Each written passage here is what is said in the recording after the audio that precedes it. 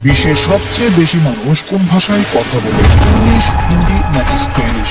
আসলে এগুলো কোনোটাই না। ১ নম্বর ভাষাটি জানলে আপনি অবাক হয়ে যাবেন। বাংলাদেশ, ভারত এবং পাকিস্তান মিলিয়ে বিশ্বে প্রায় ২৮ কোটি মানুষের মাতৃভাষা বাংলা ৬ষ্ঠ স্থানে অবস্থান করছে। এদিকে ৫ম স্থানে আছে আরবিক। সৌদি আরব, ইরাক, মিশর সহ মধ্যপ্রাচ্যের অন্যান্য দেশ মিলিয়ে বিশ্বের ৮ ভাষায় কথা বলে প্রায় ৩২ কোটি মানুষ। চতুর্থ স্থানে আছে ইংলিশ।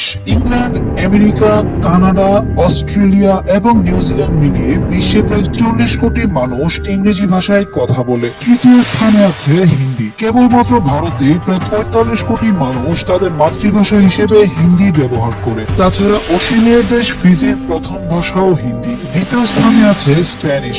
স্পেন, মেক্সিকো, আর্জেন্টিনা সহ দক্ষিণ ও মধ্য এশিয়ার ২১টি দেশে প্রায় ৫০ কোটি মানুষ স্প্যানিশ ভাষায় কথা বলে এবং প্রায় ৯৪ কোটি নেটিভ স্পিকার নিয়ে প্রথম স্থানে আছে চাইনিজ মান্দারিন ভাষা।